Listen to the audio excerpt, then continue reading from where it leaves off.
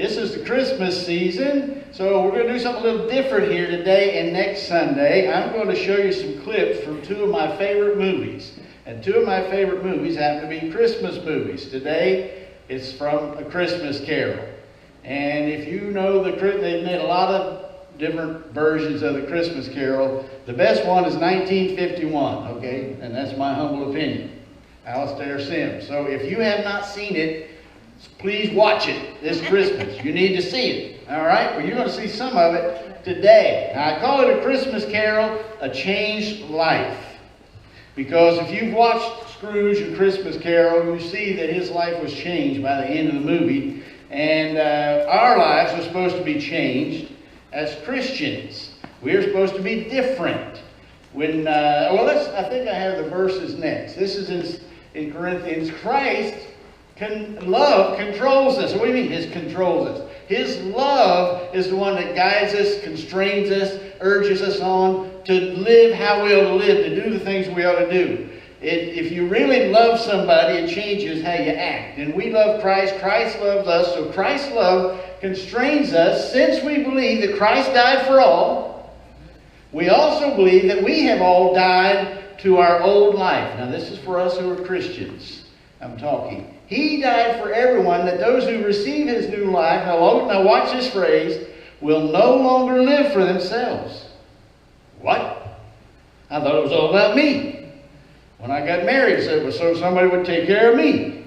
I'm looking for everybody. I'm looking for God to take care of me. But no, He said, now that we're Christians, we no longer live for ourselves. Now this is very important to get, and this is a Bible principle. Instead, they will live for Christ, who died and was raised for them. Now look at this verse.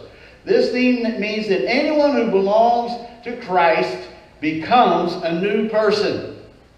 The old life is gone. A new life has begun. There was the old Richard Atwood, the new Richard Atwood. You may have the same face, but hopefully there's more smiles than there are frowns. You may have the same personality, but you're working more on love than you are hate. Because you're a new person. When everything became different when I got saved at age 14. There was a new sheriff in town. I was no longer the boss of my life. He was. And I changed and turned my life around to do what God said. That's what the Bible teaches. There's a change, there's a transformation in our lives when we become a Christian. And we're going to see that in some of these clips today. All right, Scrooge was miserable before. And if you've seen it, you know he was a miserable person to be around. All right, let's look. He was a selfish miser. Now I think we have the clip, and then I'll talk about that. At this season of the year, Scrooge, it is more than usually desirable that we should make some slight provision for the poor and destitute. Are there no prisons? Plenty of prisons. And the union workhouses, are they still in operation? They are. I wish I could say they were not. And the treadmill and the poor law, they're still in full vigor, I presume? Both very busy. Oh, from what you said at first, I was afraid that something had happened to stop them in their useful course. I'm very glad to hear it. I don't think you quite understand us, sir. A few of us are endeavoring to raise a fund to buy the poor some meat and drink and means of warmth. Why? Because it is at Christmas time that want is most keenly felt, and abundance rejoices. What can I put you down for? Nothing. You wish to be another? I wish to be left alone. Since you ask me what I wish, sir, that is my answer. I help to support the establishments I have mentioned. Those who are badly off must go there. Many can't go there, and some would rather die. If they would rather die, they'd better do it and decrease the surplus population. Besides, it's not my business. Isn't it? No. It is enough for a man to understand his own business without interfering with other people's. Mine occupies me constantly. Good afternoon, gentlemen. All right. He's a rich man, but he didn't want to give to help anybody. And we need to remember the times Dickens wrote in. Industrial Revolution had come to England, America, and all the people had moved in from the farm. But a lot of them they were working 12-hour days. If you got sick or injured, they fired you, and you had no income. Children as young as 5 were working 10 hours a day. And so they're asking for some help for some of these people because there wasn't a safety net like we have now. And what's he say? It's not my business. Let them go to prison. They actually had debtor's prison back then. If you got in debt, you couldn't pay it, they threw you in prison, which I thought was stupid. How do you pay it back? You're in prison. You can't even work. But that's the kind of the atmosphere they're in. And Scrooge, rich as he is, said, that's not my business. I'm going to take care of myself. And so he was a miser. He was just a miser. The word miser is related to the word miserable. And a miser, he's got plenty, but he lives like he doesn't have anything. Later on, he goes to the restaurant and he says, more bread. And the restaurant says, well, that'll cost you. The waiter said, it'll cost you. He said, no more bread then. You know, man's got plenty of money, but he's miser and selfish. And Marley was his partner. If you remember the movie, came as a ghost to visit him. He died 7 years early on Christmas Eve, and he tries to remind him what his business was. I think that's what I have next. Mark me, in life my spirit never rolled beyond the limits of our money-changing home. Now I am doomed to wander without rest or peace. Incessant torture every moment. But it was only that you were a good man of business, Jacob. Business! Mankind was my business. Their common welfare was my business. And it is at this time of the rolling year I suffer most. Yeah. We need to turn that up next time his ghost comes on. I watched it loud and mankind was my business, you know, and he was jumping back. He was scared, you know. We need to, this is what Scrooge just says, not my business. I got my business. And Marley says, mankind is your business. Remember the verse we read? To live now no longer for yourselves. Which is what's so human for us to do. It's all about me. But Jesus told us we have a higher purpose in life than just taking care of my comforts.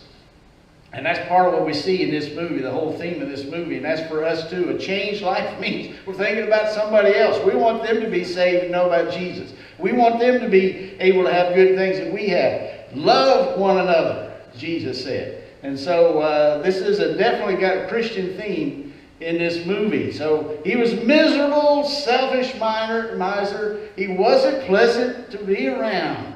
He was no fun. He didn't like to be around Scrooge. All right, let's see here. Who's that? Your nephew, Uncle. That's his nephew. Susie. Well, what do you want? Neither to borrow money or beg a mortgage, Uncle. Only to wish you a Merry Christmas. Keep Christmas in your own way and leave me to keep it in mine. But you don't keep it. Then let me leave it alone then. Much good may do you to keep it. Much good it has ever done you. It certainly done me no harm. Oh, your wayward nature has done that. And your marriage? My marriage was the making of me. The ruin of you, you mean? Why don't you come and see for yourself if you won't take my word for it? Come and dine with us tomorrow. No, thank you. Why? Why? Why did you marry against my wishes? Because I fell in love. You fell in love with a woman as penniless as yourself. Oh, good evening. We've never had any quarrel that I've ever been party to. I asked nothing of you. I came here in the spirit of right goodwill, and I won't let you dampen it. So a Merry Christmas to you anyway, Uncle. Good evening. And a Happy New Year. Good evening. Humbug! I'm not Merry Christmas. I'm not coming to any party. Well, he's just a wonderful person to be around. No, he's not. This is what Scrooge is. And I'm not saying you were like that before you became a Christian, but there is a change. And being around other people, how you act around them is one of the changes. And then he didn't want to change. When he was offered a change by Marley, he didn't want to at first. So let's watch this little quick show of Marley. You see that toothpick? I do.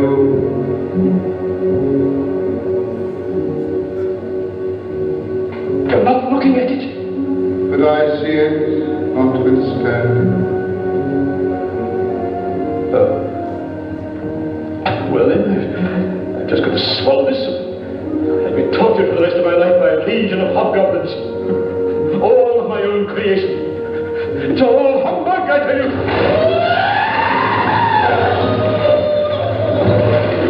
Fall asleep. Man of the worldly mind, do you believe in me or not? I do. I must. Thank you for turning up Marley. I appreciate that. That was a good scream. Man with a worldly mind, do you believe in me or not? I wonder if God wants to do that sometime. Man of the worldly mind, I've done everything and to make you see that I love you, that there is a God. Do you believe in me or not? I'm some toothpick that can, you know. And then we say silly things, not we, but people, well, the universe moved in my behalf. What does that mean? You know, they want to do anything to leave God out. And God is there all the time, and he was ignoring God. And then so he said, well, 3 ghosts are going to come to see you. I'd rather not. He didn't want to change. See, a lot of people say they want to change, they want to get better, unless you say, well, you may have to give up this, quit doing that, treat people better, go apologize, quit spending so much money, whatever. I don't want to change. It's too rough. So they never can improve and get better. So he was miserable because of his own choices, not because he was poor, he was rich, not because he was sick, he was healthy, not because he lived in a dump, he lived in a nice house. But he was still miserable because of his own heart. All right, let's look at the next point. Scrooge, future looked bleak. Death alone. The first 2 ghosts gave us the past and present, talked to him. The third one, if you remember, never said a word. And at last, the last thing he saw was when he took him to his own grave.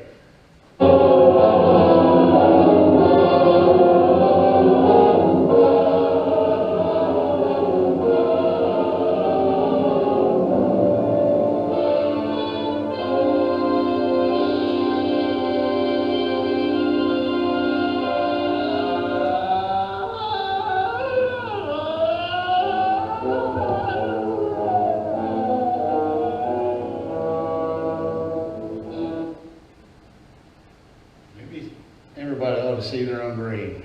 Realize we've only got limited time on this world. He'd already seen that the people he knew didn't even want to come to his funeral unless they were going to have lunch. You know, nobody loved him. Nobody cared. He was facing death totally alone.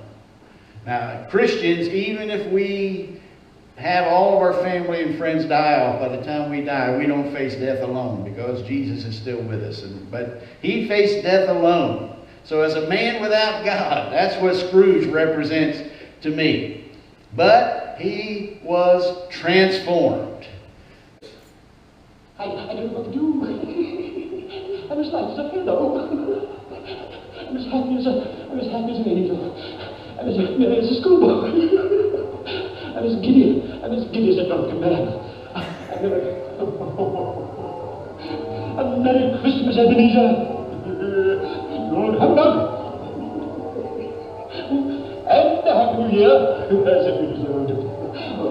Merry Christmas, Mrs. Bilber. Thank you so. Thank you. All right, he was changed after he saw the 3 ghosts. This was a man transformed. He was changed. All right, let's look again. Now I know that I don't know anything. I don't know anything. I never did know anything. But now I know that I don't know. All the Christmas morning. I must stand in ahead. Come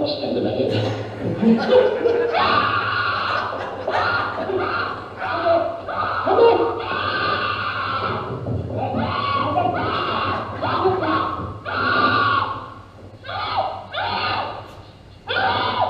Please, Mr. Dillon. I am not mad. Don't be father, Mr. Scrooge. You forced me to scream for the beagle. The beetle, madam? I think for the beetle. A guinea? Here, what for? I'll give you one guess. To keep me mouth shut.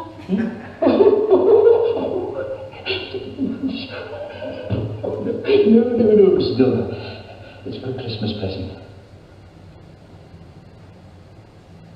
Christmas present? For me? Of course, for you. A Merry, Merry Christmas. Dear Mrs. Dilber. Oh. How much do I pay you? 2 shillings a week. What, 2 shillings? It's forthwith raised to 10.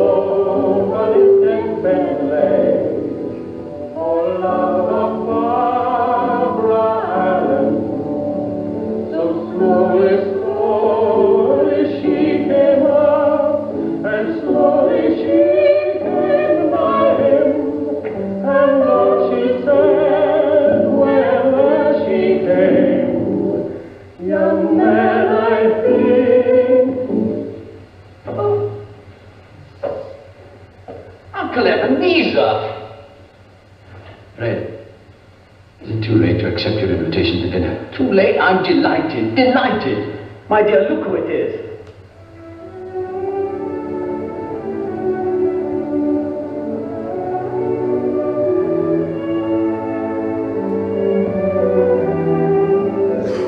Can you forgive a pig-headed old fool for having no eyes to see with, no ears to hear with, all these years?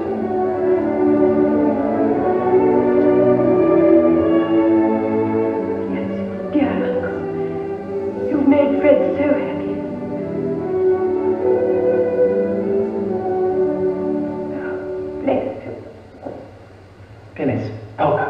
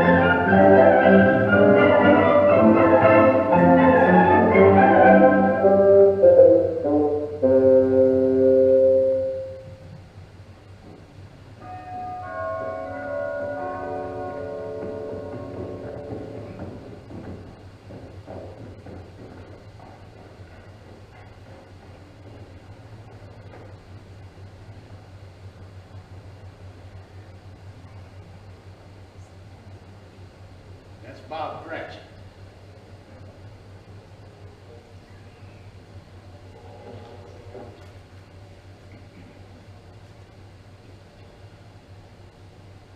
Cratchit, you're late. Sir, What do you mean by coming in here this time of day?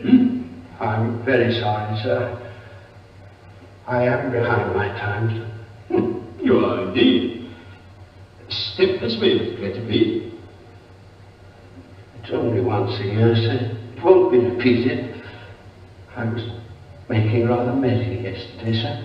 I'm sure you were. Well, we won't beat about the bush, my friend. I'm not going to stand this sort of thing any longer. Which leaves me no alternative but to raise your salary.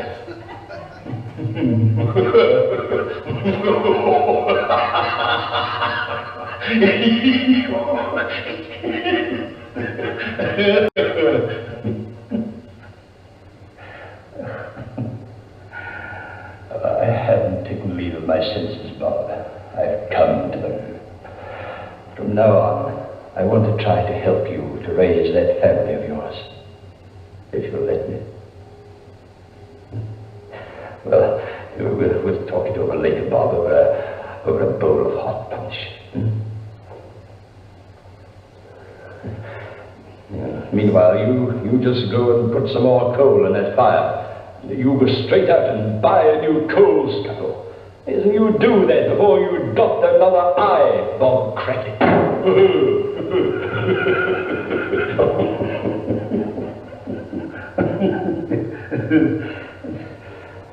don't deserve to be so happy.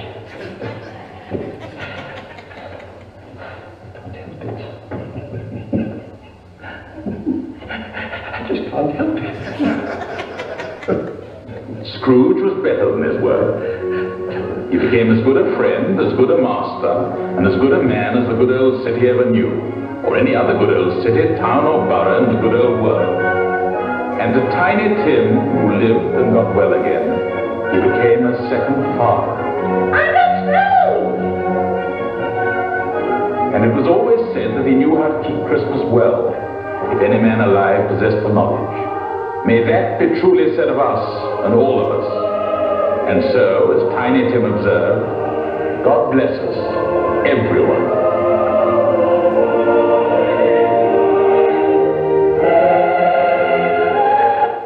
Wow, Scrooge was a different man, wasn't he? He was transformed. Let's talk a little bit about it. He was happy now.